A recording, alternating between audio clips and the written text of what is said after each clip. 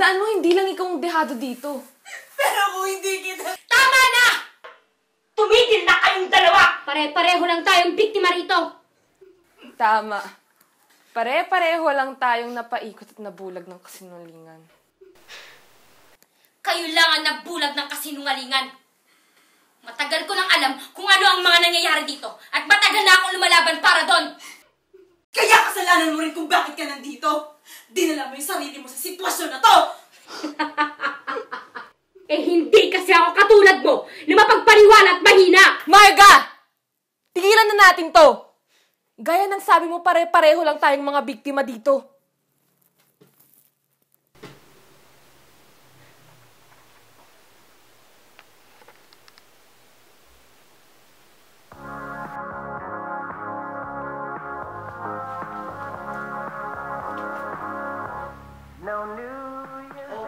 Vicky, anak, ba't nakatulala ka dyan?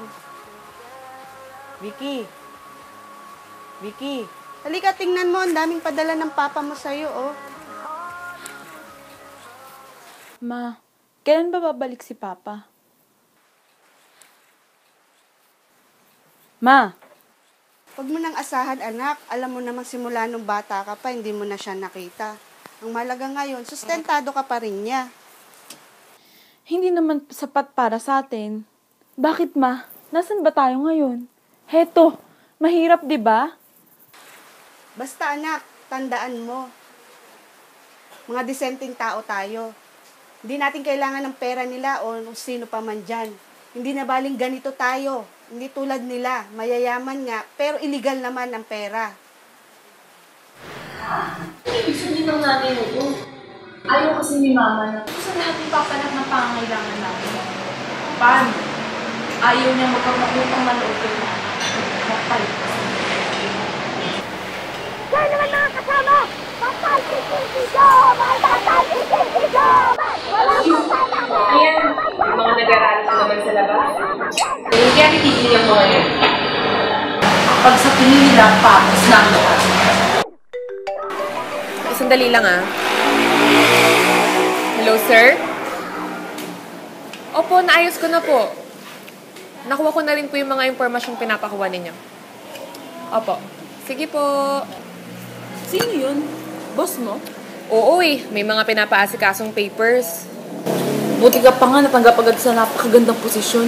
At sa opisina pa ng Vice Mayor, Meron ba kayong posisyon dyan na pwede ko man lang pasukan? Kahit taga-photocopy lang o taga-xerox ng mga papers na pinapagawa niya sa'yo. Ang hirap kasi nang hindi ka nakatapos ng pag-aaral. Lalo na ngayon, tumigil pa ako sa pag-aaral. Di ko sigurado pero itatanong ko yan sa boss ko kung meron ka pang pwedeng posisyon na pasukan. Si Vice. Vice, ano pong nangyari? Yung talagang makalista Okay lang ako, Rodriga. Yung mga papeles nga palang pinapaayos ko sa'yo. Ito na po sila. Kompleto na ba to? Opo. Good afternoon po, Vice. Sino tong kasama? Vice, si Vicky nga po pala, kaibigan ko po. Naging kabatchmate ko din po, nagdahanap po kasi ng trabaho. Gusto daw po kasi niyang makatulong sa magulang niya. Ganun ba? Siya, Iha. Pumunta ka sa opisina ko bukas at titingnan natin kung ano ang maibibigay ko sa baso. Naku! Tulong ko na rin ito sa mama mo. Maraming salamat po, Vice. Walang anuman dahil para sa bayan. Siya nga pala, ito ang calling card ko. Tawagan mo ako pag may mga katanungan ka. Maraming salamat po talaga. Bukas sa opisina.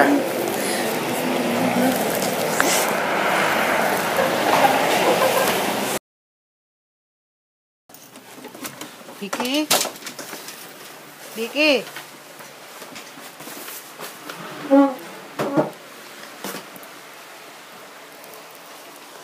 Vicky?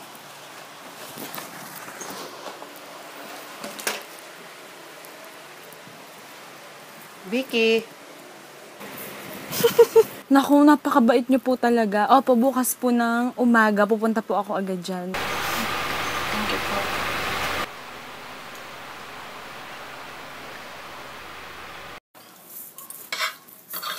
Sino naman yung kausap mo na kanina? Ma, wala ho yun. naghahanap po kasi ako ng trabaho. Talaga? Ano namang trabaho? Saan naman yan? Ama, next time ko na lang ho sasabihin kapag natanggap na po ako. Ha? O sige. Kala ko kasi yung boyfriend mo, si Kaloy.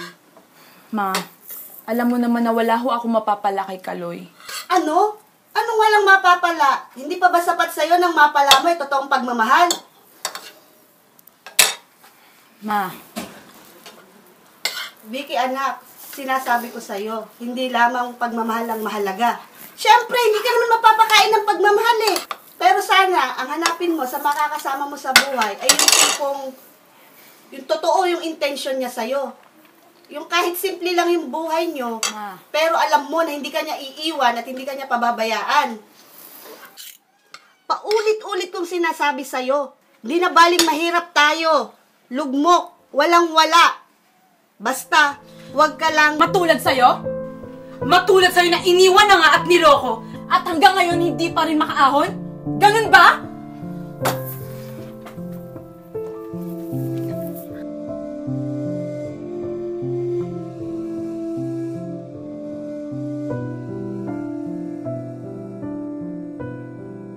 Ma, para sa atin rin to.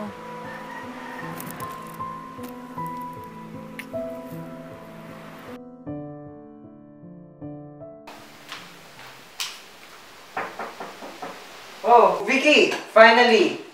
Kaya pa kita hinihintay. Naku, sorry po at medyo na-late ako Ito na po pala yung resume ko. Hindi na kailangan yan. Alam kong mabuti kang kaibigan ni Lira at malaki ang tiwala ko kay Lira. Mamaya pag-usapan natin yung trabaho mo, ha? Guys, saan po kayo pupunta? Saan tayo ka mo pupunta? May alam ako isang pribadong lugar. Mapag-uusapan natin ang magiging trabaho mo doon. Sige po.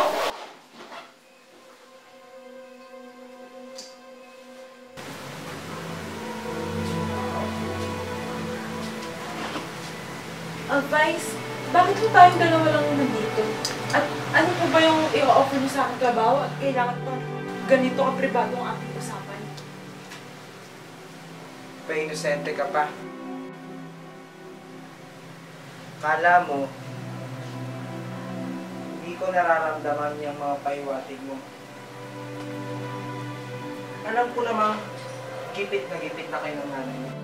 Anong sinasabi niyo? Ang sabi ko, tatanggapin ko ang kahit na anong trabaho basta marangal. Hindi tulad ng pinapahiwatig niyo sa akin ngayon. Sorry, Vice, pero nagkakamali kayo ng pagkakaintindi sa akin. Hindi ako ganong klase ng babae at hindi porket mahirap kami eh. Basta-basta ko nalang ibebenta ang aking katawan kahit na sa tulad niyo pang makapangyarihan! Balik ka dito! Pasensya ka, Iha.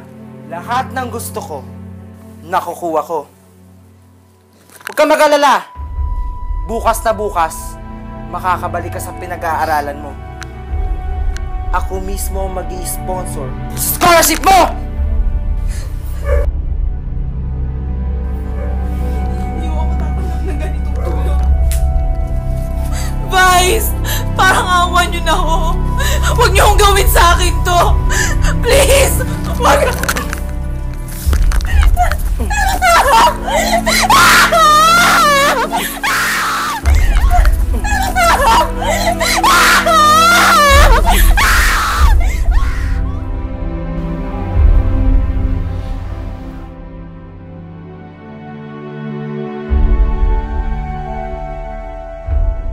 Ano?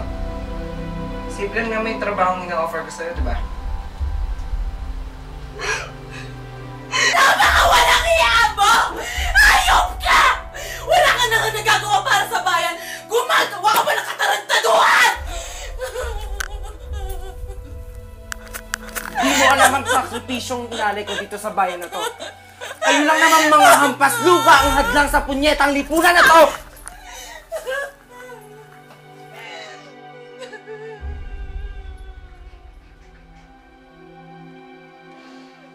Oh.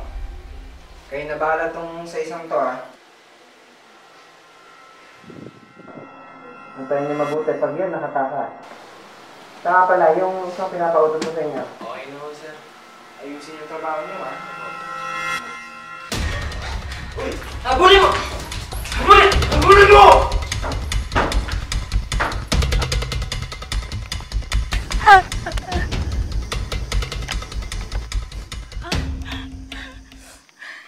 Kung hindi ka kasi agad nagpaniwala sa kanya, edi sana wala ka rito. Oo na! Tangina! Sige! Ako na yung putang inang naniwala na may pag-asa pang umahon sa kahirapan at tulad ko! Mali ba yun, ha? Sabihin nyo nga! Naghangad lang ako na makaangat sa buhay at naniwala ako na siya ang makakatulong sa akin.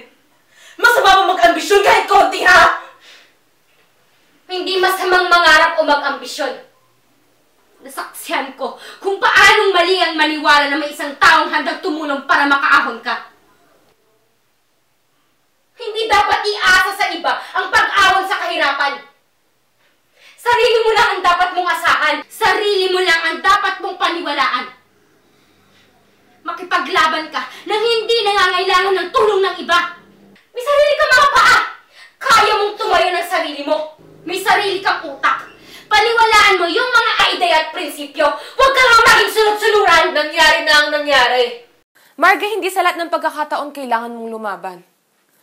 Lalo na kung di hamak na mas malakas sa'yo yung kalaban. Tignan mo, saan ka dinala ng prinsipyo mo? Kasama ka namin ngayon dito. Nakakulong. Ano ba kasi talaga yung pinaglalaban mo? Ayun mga bata, ito na ang huli kong tanong. Ano-ano ang malalaking isla na bumubuo sa Pilipinas? Ma'am, ako po. Yes, CJ. Hindi ko po alam. Ma'am, ako Yes, po. Angel? Luzon, Visayas, at Mindanao. Very good! Talampakan natin siya!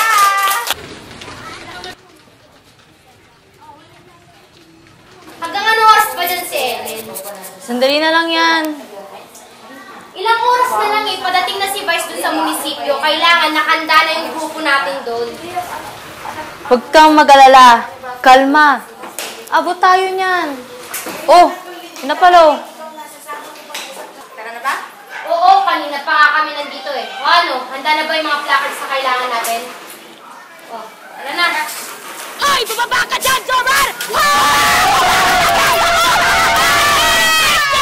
Patalsikin niya sa pwesto! Patalsikin si Jomar! Patalsikin si Jomar! Patalsikin si Jomar! Patalsikin si Jomar! Imbes na hulihin ang mga kriminal na sangkot sa prostitusyon at pang-abos sa mga kababaihan, siya pa ang pasimuno! Patalsikin si Jomar! Walang kakwenta-kwenta! Babasa ka sa loob! Babasa pwesto! Walang kakwenta-kwenta! Babasa pwesto! Ano ulad ang bayad kung ang katulad niyang kurakot at mapangubuso ang namumuno? Jomar Salot Patalsikin! Jomar Salot Patalsikin!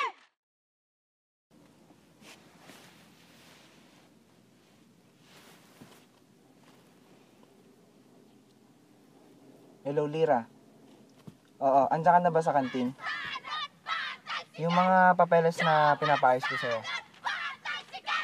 Good. Dadaan ako sa kantin. Iabot mo sa akin. Okay. Jomar Salot Patalsikin!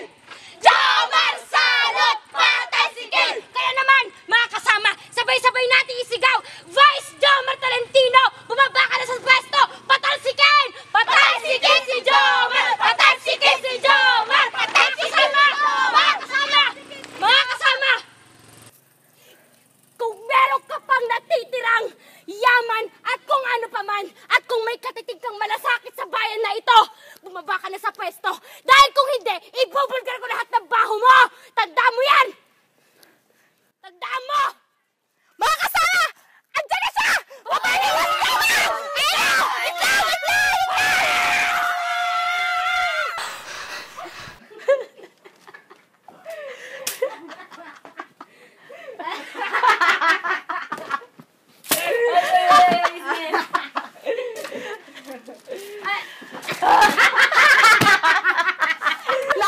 Lako talaga, sinasabi ko talaga sa'yo, Marga. Gayong pagbato mo kay Vice, so gayong, shoo! Aba, syempre! Sapol na sapol. Ay naku, aba, syempre nararapat lang yun sa kanya, no? Ang kapal pa lang mukha sabihin, sa mga speech niya, na mahal niya daw ang Pilipinas. Gago pa siya! Siya nga nagpapisa ng prostitusyon dito, eh.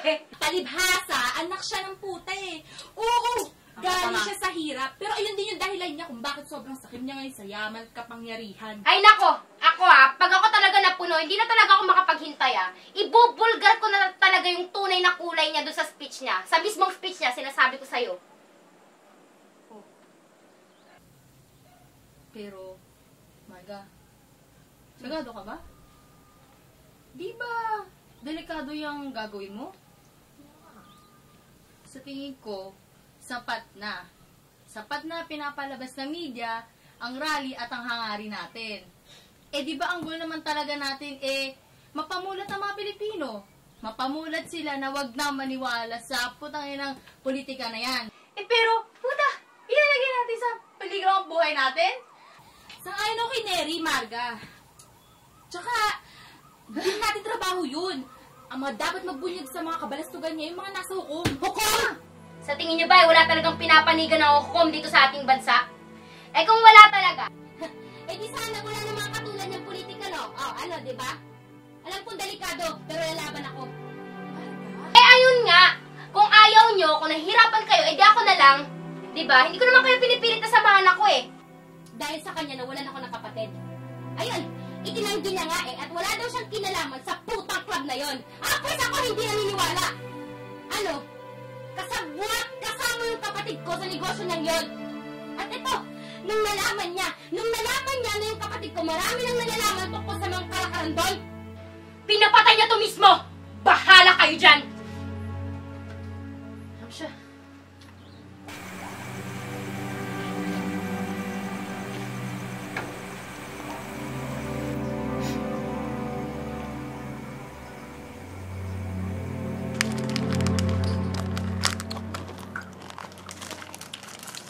Huwag kang mag-alala, Margs. Makakapag-enroll ka sa school mong gusto. Promise yan. Ate, ano ba kasi talaga yung trabaho mo? Secret. Ano ka ba? Hindi din mahalaga. Bukas na bukas, pagkagaling ko sa trabaho, ililibre kita sa paborito mong fast food. Tapos, dediretso tayo at i-enroll kita sa gusto mong school. Okay ba? Okay na okay, ate. Thank you.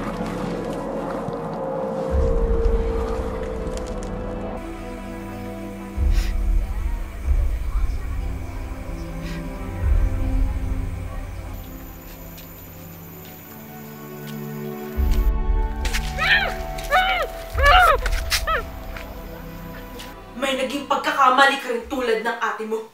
Nagpadala ka masyado sa galit kaya ka napunta dito. Ipinagpasa Diyos mo na sana paghihigante.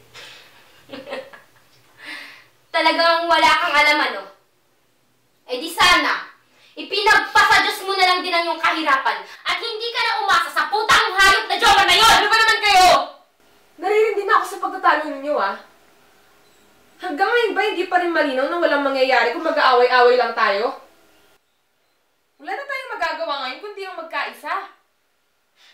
Yun na lang naman yung meron tayo ngayon Ang isa't isa.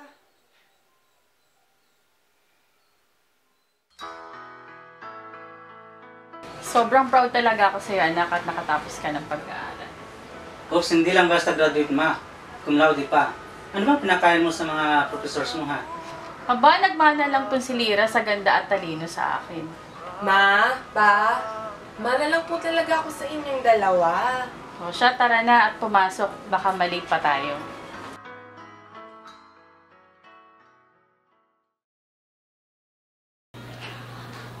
Good morning, ma'am. I'm Lira S. Fernandez. I was the one applying for the vice mayor secretary position. Oh, okay, Ms. Fernandez. Good morning. So, I've already reviewed the resume, and I must say, I'm quite impressed. And actually, Vice has already evaluated your work, and among all of the applicants, he likes you the best. So now you are the official Vice Mayor Secretary. Congratulations. Thank you po. Yes. Thank you po talaga. Promise I'll do my best. Yes, thank you so much.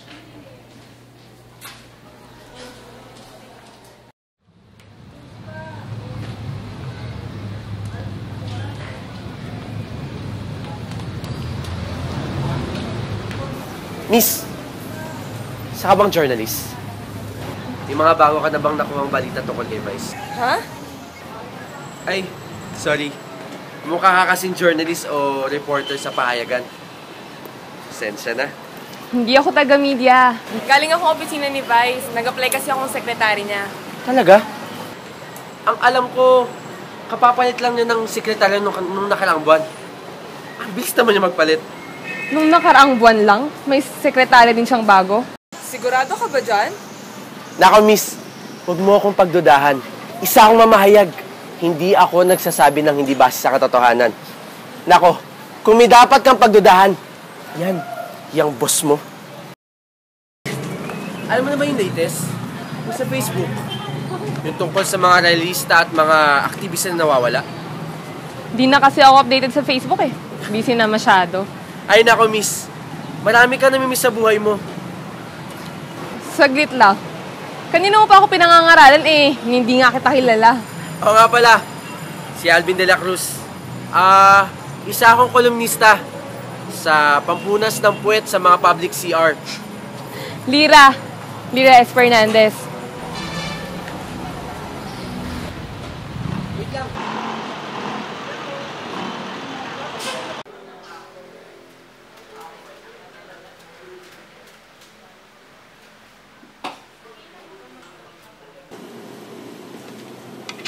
Kung natanggap ka pala bilang sekretary ni Vice, ibig sabihin, hindi bilo yung resume mo. Actually, hindi sa pagmamayabang pero gumraduate kasi akong cum laude. Talaga? Aba naman. Kaya naman nung natanggap ko yung email ni Vice na naghahanap sila ng secretary, nagpasa agad ako ng resume ko tapos nag-resign na rin ako sa trabaho ko sa call center. Kaya pala. Pero Lila, huwag mo hayaang naabusin ka ng kahit sino. Sinasabi ko sa'yo, yang si Vice, huwag kang magtitiwala dyan. Maraming kagaguhan yan. Tinangka ko nang imbestigahan yung mga kasong binabato sa kanya. Hindi ka maniniwala sa natuklasan ko. Kaya ako, natakot akong bunyag yung mga krimen na natuklasan ko. Kaya ikaw, kung may matutukas sa tukol kay Vice, huwag mo nang magtangka na kumprontahin siya. Kasi wala kang laban. Kung ako sa'yo, mag-resign ka na at tumayo na sa kanya. Tinatakot mo naman ako masyado niyan eh. Huwag kang mag-alala. Kapag napatunayan ko yung totoo yung mga pagkakakilala mo kay Vice, ipapabasa ko sa'yo mismo yung resignation letter. Ano kaya kung ngayon ka na mag-resign agad? Baliw. Inaasahan ako ng pamilya ko. Tsaka, huwag kang mag-alala. Yung trabaho ko lang sa loob ng opisina yung gagawin ko. Hindi ako mangingialam sa kahit anong business ni Vice sa labas ng opisina niya. Bukod sa pagsusulat ng balita, may iba ka pa bang sinusulat? Gaya ng love letters. Tulad ng tula o kwento? Oo. Medyo nagsusulat ako ng tula. Political literature. Alam mo yun? Pero hindi tulad ng mga tula ni Rizal, Pero may paborito akong nasulat ko. Tungkol yun sa Pilipinas. Kinumpare ko nga ngayon sa rape victim.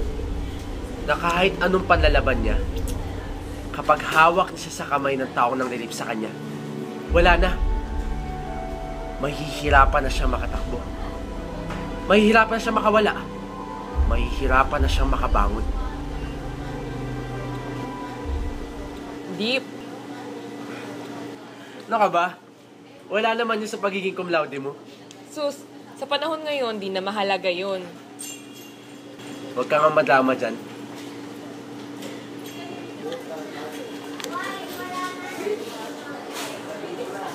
Gano'n ka makapangyarihan ng mga salita at litrato? Sobrang makapangyarihan. Sobrang makapangyarihan nito mahihirapan ka ng ilabas. Kasi hindi mo naman alam na baka bukas o mamaya lang tikok ka na. Kaya nga mas maigi na lang minsan manahimik na lang. Kaya nga bilib ako sa mga realistang ito Kasi hindi sila tatakot paglaban ng kanilang mga gusto at ang kanilang mga adhikain.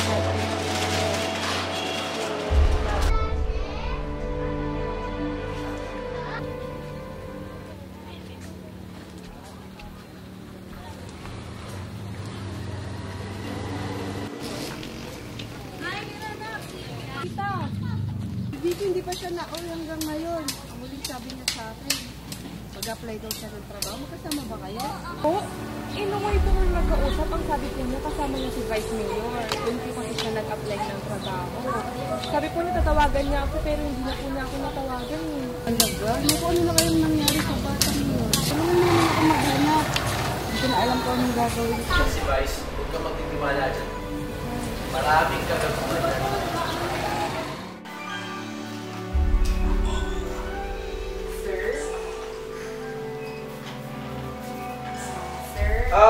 Ito na po yung mga papers na kailangan mo pagyaman.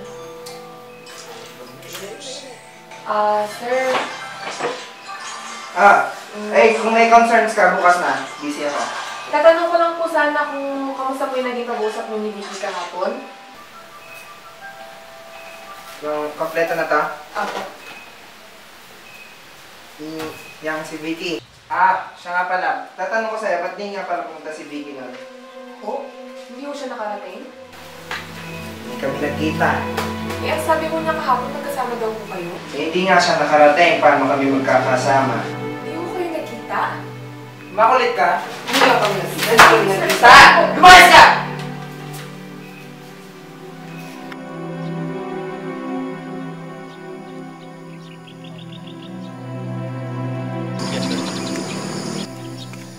Sino ka? Anong ginagawa mo dito? Ano po, sekretary po ako ni Vice. May pinapadeliver po kasi siyang mga papers eh. Alam ko kasi, wala namang nakakalam ng lugar na to bukod sa amin. Wala naman siyang pinapupunta dito eh.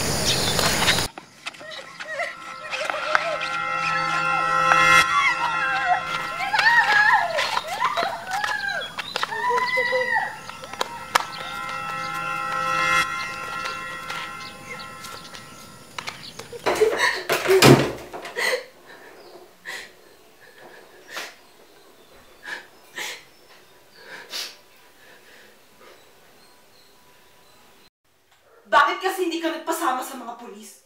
Nataranta ako. Hindi ko rin naman inaasahan na ganito yung madadatnan ko dito. Akala ko pa naman matalino ka.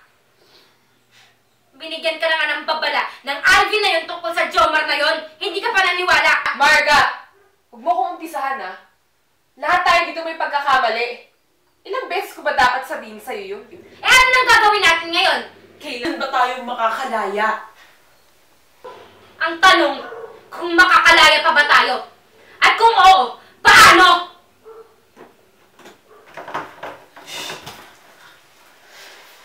May paparating.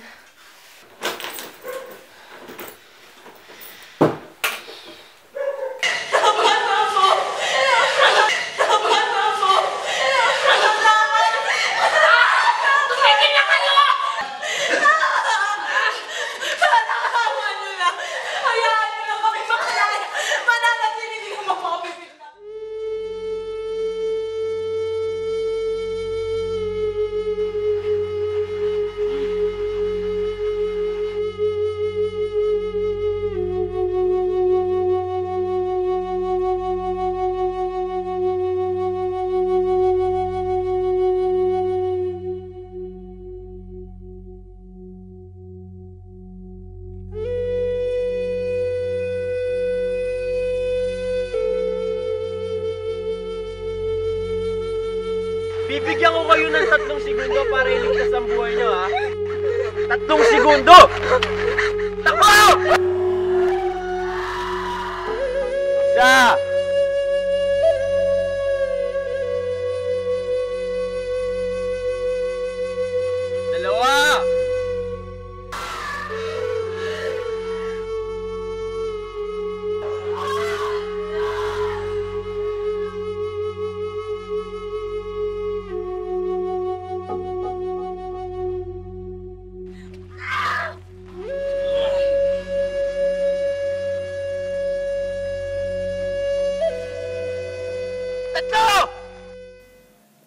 O naranyag bulan, un-unoy kuin dengam,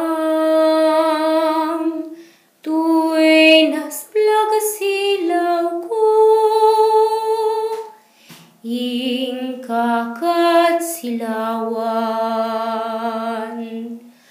O naranyag bulan, sangsangit ko indengam, tuy nasplag silaw ko, ing kakad silawan.